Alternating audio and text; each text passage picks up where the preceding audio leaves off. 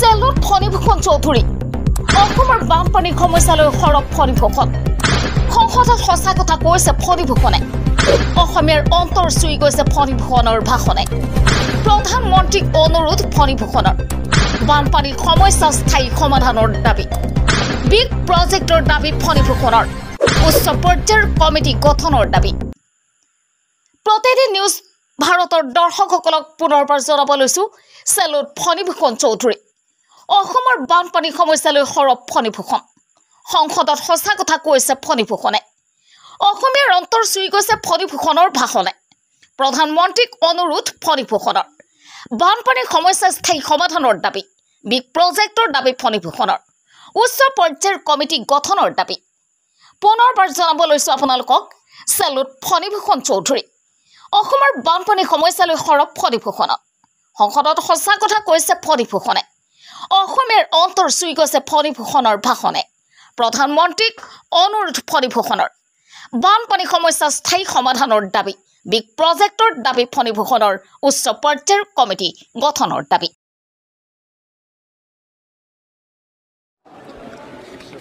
সভানেত্ৰী মহাশয়া মই এই বানপানী আৰু গৰাখহনীয়া সংক্ৰান্তত এই বছৰ যি বানপানী হৈ গৈছে এতিয়ালৈকে দুটা ৱেভ ফ্লাড অসমত হৈ গৈছে আৰু এই দুটা ৱেভত অসমত এতিয়ালৈকে ৯৮ জন মানুহৰ প্ৰাণহানি হৈছে মৃত্যু হৈছে এতিয়া অসমত টোটেল ডিষ্ট্ৰিক্ট আছে ৩৫খন ফ্লাড এফেক্টেড ডিষ্ট্ৰিক্ট হৈছে ৩৪খন অসমত ভিলেজ আছে 26,395 তাৰে ভিলেজ এফেক্টেড হৈছে 7,279 ডেট ইজ 27.5% ভিলেজ এফেক্টেড হৈছে এটা কথাটো হৈছে যে আমি কেন্দ্ৰীয় চৰকাৰৰ পৰা আমি অনুদান পাই আছোঁ আমি গ্ৰেণ্ট পাইছোঁ টকা পাই আছোঁ আৰু আৰ্থিক সাহায্য পাই আছোঁ আমি এতিয়ালৈকে যোৱা কেইটা বছৰত আমি মোটামুটি 4,600 ক্ৰ'ৰ্ছ আমি এই বানপানীৰ কাৰণে আমি পাইছোঁ কিন্তু আজিৰ দিনটোত অসমৰ জনসাধাৰণে এনেধৰণৰ এই 4,600 এনেধৰণে পিচমিল হিচাপে তাৰমানে কেন্দ্ৰীয় চৰকাৰৰ পৰা টকা পোৱাটো বিচৰা নাই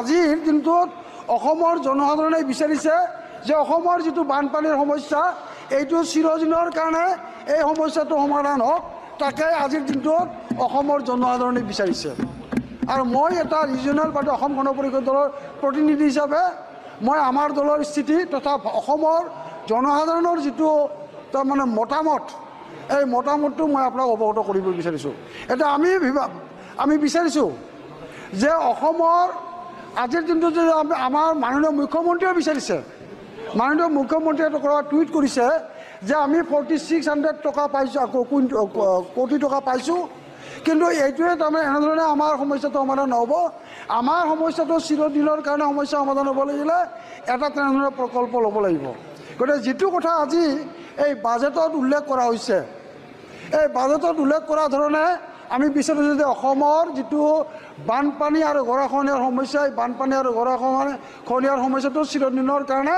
সমাধান হওক আৰু ইয়াৰ কাৰণে আমি বিচাৰিছোঁ কি যে ইয়াৰ কাৰণে তাৰমানে comprehensive project comprehensive solution embankment strengthening watershed management river training enhancing of depth of Brahmaputra এই জাতীয় বস্তুবিলাক মই আমাৰ অসমত হোৱাটো আমি বিচাৰিছোঁ সেইকাৰণে আমি আপোনাৰ জৰিয়তে মাননীয় প্ৰধানমন্ত্ৰী ডাঙৰীয়াক আমি অনুৰোধ কৰিছোঁ বিভাগীয় মন্ত্ৰীক আমি অনুৰোধ কৰিছোঁ যাতে এই অসমৰ বানপানীৰ গৰাখহনীয়াৰ সমস্যাটো স্থানীয়ভাৱে সমাধান কৰাৰ স্বাৰ্থত এখন উচ্চ পৰ্যায়ৰ কমিটি গঠন কৰি টেকনিকেল পাৰ্চনৰ জৰিয়তে কমিটি গঠন কৰি এই সমস্যাটো সমাধান নকৰে তাকে কামনা কৰিছোঁ আৰু তাৰ মই পুনৰবাৰ আপোনাক ধন্যবাদ জনাইছোঁ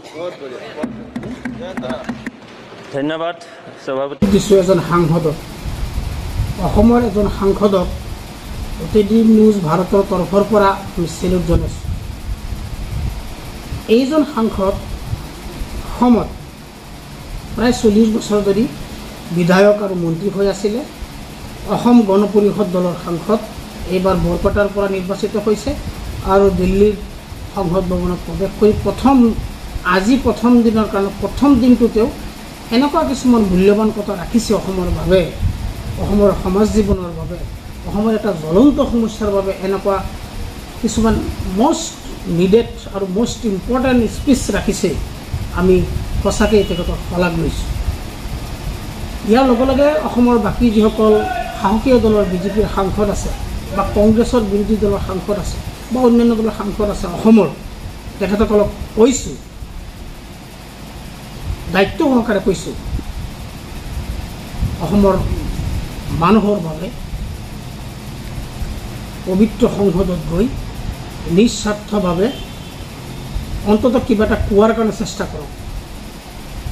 অসমৰ ৰাইজৰ বাবে আপোনালোক স্পীকাৰ হওক, আপোনালোক আৱাজ দিয়ক। আপোনালোকে সমস্যা সমাধান হওক নহয় পিছৰ কথা, অন্ততঃ জনসাধাৰণৰ বাবে আৰু জনসাধাৰণৰ কাৰণে আৰু জনসাধাৰণৰ হৈ আপোনালোকে সংসদত মাত মাতিবলৈ চেষ্টা লওক, ফলো কৰক। প্ৰথমবাৰৰ বাবে সংসদত গৈ আজি ফণীভূষণ চৌধুৰীদেৱে যিখিনি বক্তব্য ৰাখিলে অসমৰ জ্বলন্ত সমস্যা বানপানী আৰু গৰাখহনীয়াক লৈ, আপোনালোকে লাজ পাব লাগে। আপোনালোকক এই কথাখিনি সেইকাৰণেই কৈছোঁ, তেখেতৰ প্ৰতিটো শব্দ, প্ৰতিটো কথা, প্ৰতিটো স্পীচৰ প্ৰতিটো বাক্য অসমৰ জনসাধাৰণৰ মন চুই গৈছে। সংসদত আজি সৰব ভূমিকা গ্ৰহণ কৰিছে অসম গণ পৰিষদ দলৰ সাংসদ ফণীভূষণ চৌধুৰীয়ে। তেওঁ কৈছে যে অসমত 26,000ৰো অধিক গাঁও আছে, তাৰে প্ৰায় 8,000ৰ পৰা 8,500 গাঁও এইবাৰ জলমগ্ন হৈছে, দুবাৰকৈ বানপানী হৈছে। কিমান মানুহ ক্ষতিগ্ৰস্ত হৈছে? প্ৰায় 98 জন। As per gov record 98% already তাত বানপানীত সলিল সমাধি হৈছে আৰু লাখ লাখ মানুহৰ ঘৰ বাৰী উঠুৱাই নিছে, মানুহৰ বিস্তৰ ক্ষতি হৈছে, মানুহৰ জীৱ জন্তু বাঢ়ি গৈছে, পশুধনৰ ক্ষতি হৈছে। এই সমস্যাসমূহতো তথ্য সহকাৰে সংসদত উপস্থাপন কৰিছে আৰু কৈছে যে কেন্দ্ৰৰ পৰা ইতিমধ্যে প্ৰায় 4,600 কোটি টকা ইতিমধ্যে অসম চৰকাৰে পাইছে, বিভিন্ন চ'ৰ্চৰ পৰা পাইছে। এইখিনি পৰ্যাপ্ত নহয়। মুখ্যমন্ত্ৰীয়ে এই কথাটো ইতিমধ্যে টুইট কৰি জনাইছে। বানপানীৰ সমস্যাটোৰ এটা স্থায়ী সমাধান বিচাৰিছে ফণীভূষণ চৌধুৰী। আমি তেখেতক সঁচাকৈ ধন্যবাদ জনাইছোঁ। অসমৰ বানপানী সমস্যাৰ চিৰস্থায়ীভাৱে সমাধান বিচাৰিছে আৰু এই ধন অতি ন্যূনতম, অতি নগণ্য ধন বুলি কৈছে। এই ধনৰ দ্বাৰা এই বানপানী সমস্যাৰ, গৰাখহনীয়া সমস্যাৰ সমাধান নহয় বুলি কৈছে। ব্ৰহ্মপুত্ৰৰ গৰাখহনীয়া সমস্যা কিভাৱে প্ৰটেকশ্যন কৰিব লাগিব, বানপানী সমস্যাৰ কিদৰে চিৰস্তৰে সমাধান কৰিব লাগিব, এই গোটেই কথাখিনি তেওঁ ইংৰাজীত বক্তব্য ৰাখিছে আৰু অসমীয়া ভাষাত, মাতৃভাষাত বক্তব্য ৰাখিছে। আপোনালোকে তাত গৈ উদাত্ত কণ্ঠৰে কিছুমান